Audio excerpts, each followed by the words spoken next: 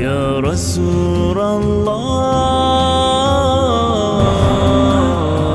محمد يا حبيب الله محمد يا رسول الله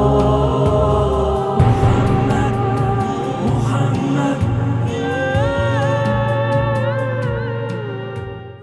أعوذ بالله من الشيطان الرجيم بسم الله الرحمن الرحيم الحمد لله رب العالمين والصلاة والسلام على سيدنا محمد وعلى آله الطيبين الطاهرين اللهم صل على محمد وآل محمد.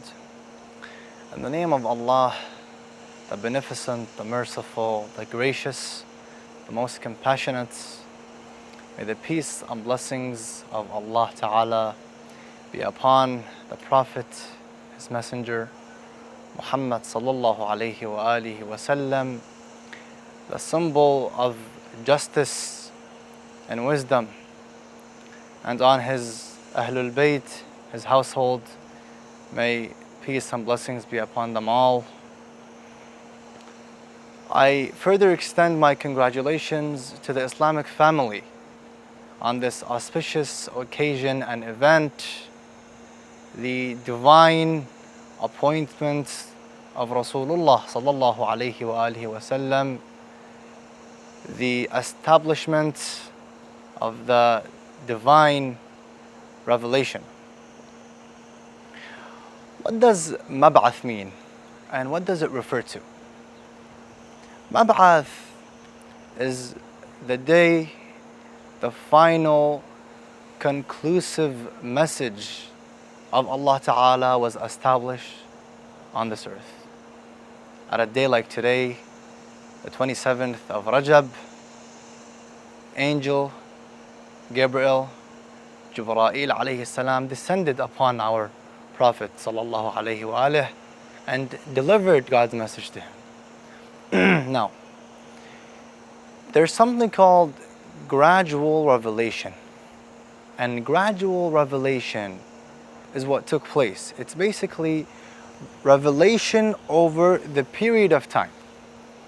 So over 23 years, revelation, gradual revelation, is revelation that takes place over 23 years, which took place with Rasulullah sallallahu alayhi wa alihi wa sallam. Now, in my opinion, humbly speaking, to understand the philosophy of the revelation, its importance, its significance, we must look at two significant factors. Number one is the time the revelation was established. And number two is the place. Now, some of you might have heard of the era of ignorance, al-Jahiliyyah. And this era is the era before Islam.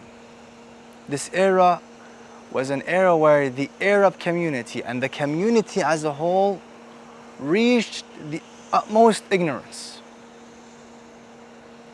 A plethora of ignorance, unsubstantiated actions, people drinking blood, people eating flayed skin after slaughtering camels, sheep, treating women, God's creation, as toys, slaves, buying women, selling them, using them.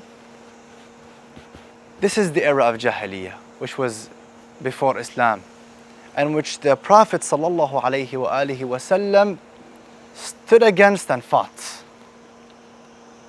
Now, from this, we can conclude and understand, from these factors that are mentioned before Islam, we can conclude that before Islam was established, society were strict on their values. Were very strict on their values and were grasping tight to these unsubstantiated and disgusting values. Have you asked yourself why Rasulullah became a prophet at 40 and we have imams, may peace and blessings be upon them, who became imams at 5? Why was the message established at the age of 40? The answer is because society back then considered men who are 40 or above, what they say, what they speak, it's something that is accepted. They used to accept, they used to submit to the speeches, to the sayings of those who are above the age of 40. Those who are below 40, they were low class, in brackets. That's why Allah Ta'ala established the message at the age of 40 when Rasulullah became 40, sallallahu alayhi wa sallam. So from this we can conclude that the soil was tough. Rasulullah, when he wanted to plant, the soil was tough. It was not soft. It wasn't easy to plant new rules, new guidelines to that community. And this is called the era of Jahiliyyah. Now, some ask a question. They say, before Islam was established, what did Rasulullah do? These 4 years. Now, these 40 years, Rasulullah sallallahu alayhi wa sallam did many things, but two most well-known things he did. One, he was calling people to the oneness of Allah Ta'ala, wahdaniyatullah, to believe that there's a God who is one, all-powerful, all-merciful, all-capable, omnipotent, omniscient. That's number one. And number two, he used to go to Ghar Hira, which is a cave in a mountain 3 miles away from Mecca, and pray to God, weep, call for forgiveness, not because he has sins, sallallahu alayhi wa sallam. The Prophet does not have sins, but he is becoming a demonstration to the likes of me and his followers to become true believers and followers of Allah Ta'ala in a proper manner. Sallallahu alayhi ya Rasulullah. Innaka la'ala khuluqin azim. We ask Allah Ta'ala on this day to help us grasp on to the essence of the Ahlul Bayt and the Prophet. أقول قولي هذا وصلى الله على محمد وآله الطيبين الطاهرين. محمد يا رسول الله